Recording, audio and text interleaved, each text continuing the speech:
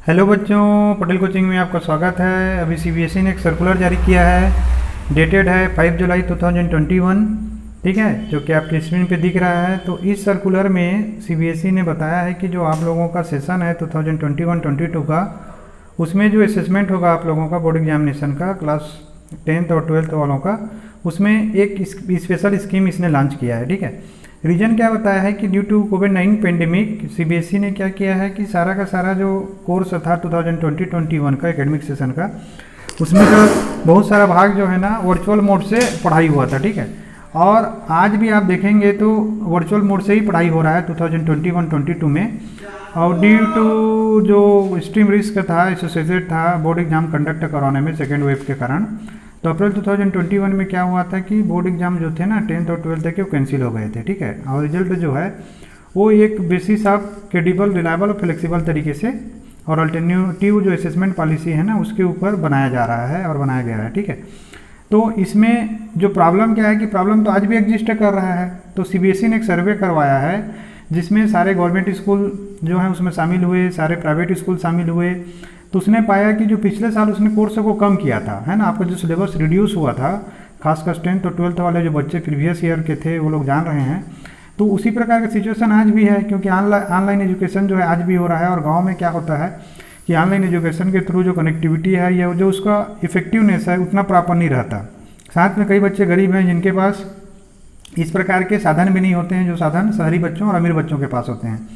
तो इसके कारण सीबीएसई ने डिसाइड किया है कि इस साल भी वो जो है ना आपका सिलेबस कम कर देगा, ठीक है। ये तो बहुत अच्छी बात है आप लोगों के लिए। और इसके बाद क्या होगा कि बोर्ड जो है ना वो फोकस कर रहा है कि एक नया प्रकार का सिस्टम बनाया जाए ताकि एग्जाम की जो क्रेडिबिलिटी है, कम्पिटेंसी है वो बनी रहे। जिसमें उसने लिखा है कि ये कोर कॉन्सेप्ट बेस्ड होगा, स्टूडेंट सेंट्रिक होगा, ट्रांसपेरेंट होगा, टेक्नोलॉजी ड्रिवन होगा और एक नए प्रकार से फ्यूचर के सिनेरियो को देखते हुए, है ना, इस स्कीम को यहाँ पे लॉन्च किया जा रहा है, स्कीम 10th और 12th के लिए। तो देखिए स्कीम जो है इम्पोर्टेंट है ना, बाकी चीज़ें तो ऐसी ही हैं। तो सबसे पहले स्कीम को समझते हैं। तो स्कीम का पार्ट ए है कि academic session to be divided into 2 terms with approximately 50% syllabus in each term. तो बच्चों अब आपका जो सिलेबस है ना 10th-12th वाले बच्चों का वो 2 भागों में बढ़ जाएगा और हर भाग में जो है ना 50% अप्रॉक्सीमेटली जो सिलेबस होगा, ठीक है। ये बात जो है ना इस टॉपिक का सबसे इम्पोर्टेंट बात है। और जो प्रोबेबिलिटी है बोर्ड एग्ज़ाम का वो क्या होगा कि उससे वो डिवाइड हो जाएगा 2 पार्ट में, है ना, ताकि एक के ऊपर जोर मत पड़े। ऐसा क्यों किया जा रहा है आगे बोर्ड ने बताया है। तो सेकेंड पार्ट में क्या है कि जो बोर्ड एग्ज़ाम होगा 2021-22 का, उसका जो सिलेबस वो कम कर लिया जाएगा। और अभी तो ये बोला गया है कि जो सिलेबस दिया गया था 31 मार्च 2021 के ऊपर, जिसके ऊपर आपके स्कूल से एजुकेशन चल रहा है आपका, है ना, उसी के ऊपर अभी पढ़ाई किया जाएगा। लेकिन जुलाई में ही इसी महीने में ही जो नया सिलेबस एनालाइज सिलेबस है ना वो सीबीएसई के वेबसाइट पे आ जाएगा। अगला जो सी पॉइंट है इसमें बोला जा रहा है कि जो एफर्ट है वो बनाया जा रहा है आपका, ताकि इंटरनल असेसमेंट जो है, प्रैक्टिकल जो है, प्रोजेक्ट वर्क जो है ना वो ज़्यादा क्रेडिबल हो जाए, वैलिड हो जाए। ऐसा नहीं कि कुछ स्कूल वाले जो है ना ज़्यादा नंबर दे देंगे और कुछ स्कूल वाले कम नंबर देंगे, जिससे क्या होगा अनफेयर डिस्ट्रीब्यूशन ऑफ मार्क्स होगा। तो बोर्ड बोल रहा है कि बोर्ड एक तरीका बनाएगा जिससे जो है ना फेयर डिस्ट्रीब्यूशन ऑफ मार्क्स होगा। अब उसके बाद देखिए जो करिकुलम ट्रांजेक्शन्स हैं, आपके करिकुलम ट्रांजेक्शन जो होते हैं ना उसको कैसे करना है उसको डिटेल में 3rd नंबर पे इसने समझाया है। अब इसमें वो बोलता है कि जब तक अथॉरिटी परमिट नहीं करेंगे कि स्टूडेंट जो है स्कूल आ जाएँ, तब तक ये बोल रहा है कि डिस्टेंट मोड से या ऑनलाइन टीचिंग ही चलता रहेगा स्कूल में।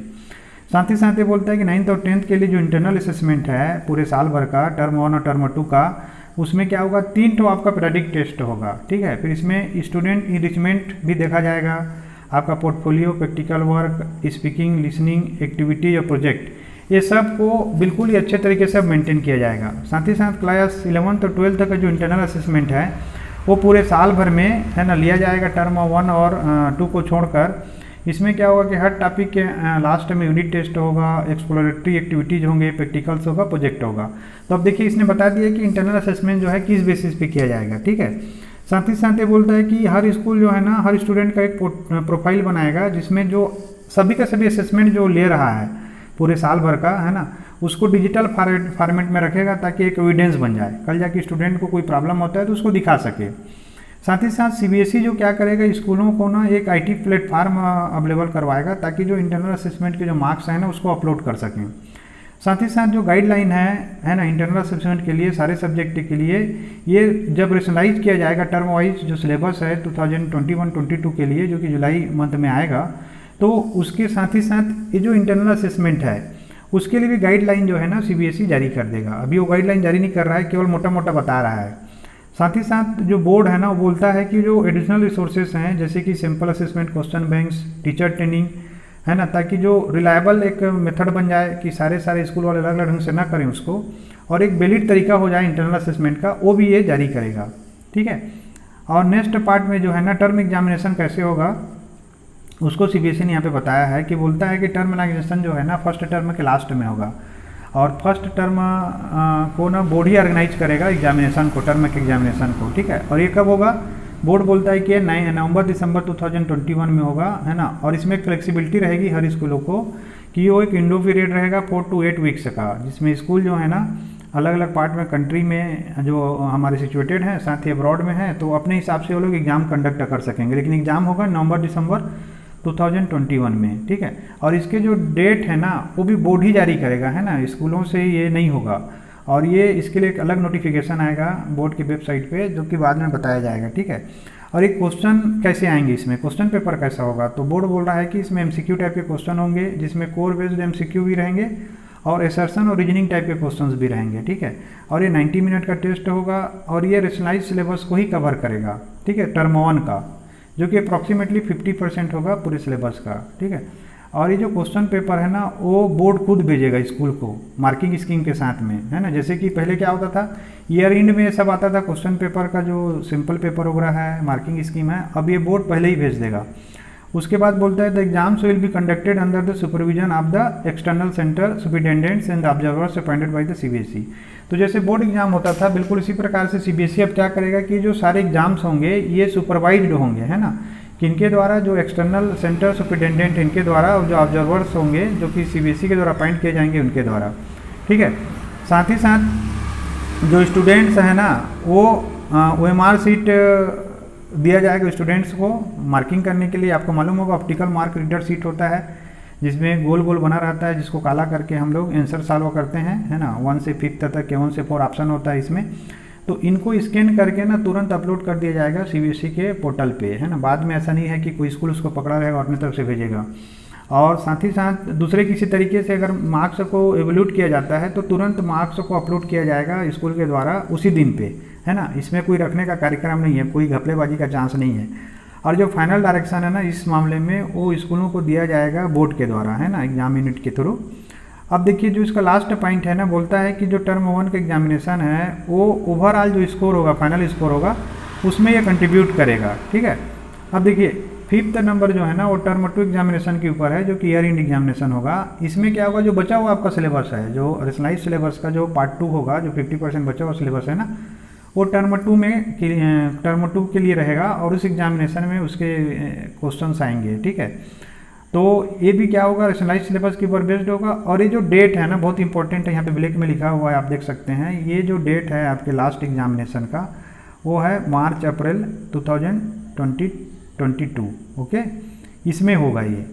और ये 2 आवर ड्यूरेशन का होगा, याद रखिए। पहले क्या था 1.5 आवर 90 मिनट्स का था टर्म 1, और ये जो है 2 आवर ड्यूरेशन का होगा।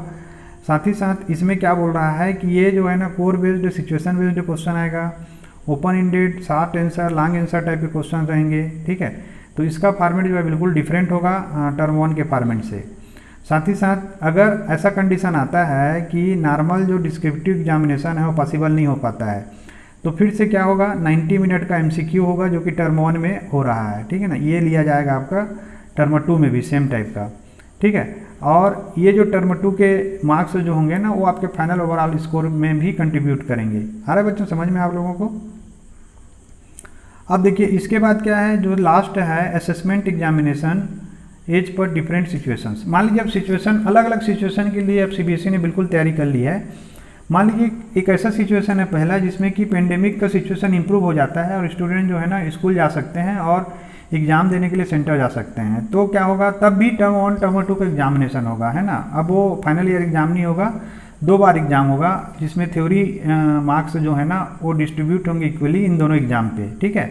तो इसके लिए बोर्ड जो है अलग से एग्जाम लेगा, उसके बाद अगर सिचुएशन ऐसा होता है, समझिए बी नंबर पे जो बोला है कि कंप्लीट क्लोजर ऑफ स्कूल नवंबर दिसंबर में बंद हो जाता है, मान ली पेंडेमिक जो है बोलते हैं थर्ड वेव जो आ रहा है ना वो आ जाता है, और ऐसा सिचुएशन होता है कि सारे स्कूल जो है नवंबर दिसंबर में फिर से बंद हो जाते हैं। तो लेकिन तब भी क्या होगा, टर्म 2 का एग्ज़ाम जो होगा ना वो स्कूल या सेंटर पे ही होगा।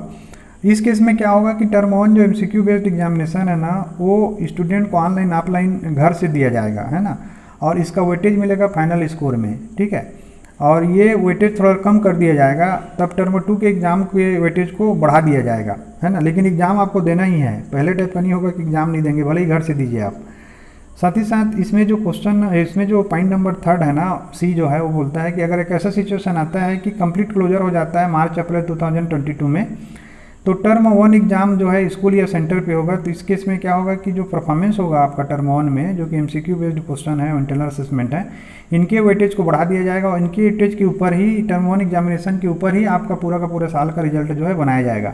मतलब इसमें समझने वाला बातें हैं ना कि अब आप लोगों के लिए छुटकारे का कोई जगह ही नहीं है, आपको टर्म 1 एग्ज़ाम को भी काफ़ी सीरियसली लेना है और टर्म 2 को भी सीरियसली लेना है। साथ ही साथ जो आपके पीरियडिक टेस्ट हैं, इंटरनल असेसमेंट हैं, प्रोजेक्ट है और जो कि बाकी आपके मेथड है ना, उनको भी काफ़ी सीरियस आपको यूज करना है, लेना है, ठीक है।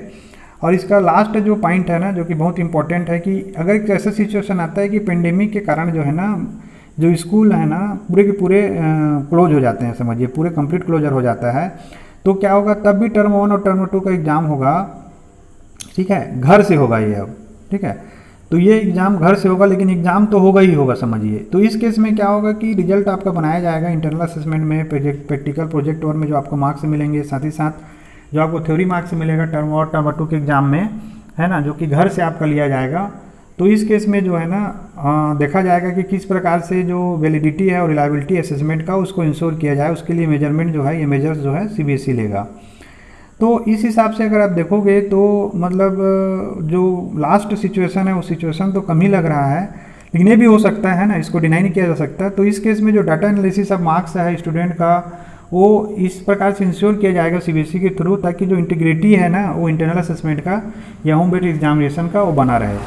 तो बच्चों आशा करता हूँ, है ना, इस प्रकार से आप देख रहे होंगे कि ये जो CBSE का सर्कुलर था, आशा करता हूँ मेरे इस डिस्कशन से आप लोगों को ये जो पूरा का पूरा सर्कुलर है और आपका आने वाला जो ईयर है उसमें होने वाला जो एग्जामिनेशन है ना वो काफ़ी डिटेल में और अच्छे से आप लोगों को समझ में आ गए होंगे, है ना। आप लोग वीडियो को लाइक करिए, शेयर करिए, चैनल को सब्सक्राइब करिए और बताइए कौन कौन सा सब्जेक्ट का वीडियो आप लोग देखना चाहते हैं, है ना। इसी प्रकार से आप प्यार बना के रखिए। वीडियो देखने के लिए हमेशा की तरह आप लोग का बहुत बहुत धन्यवाद।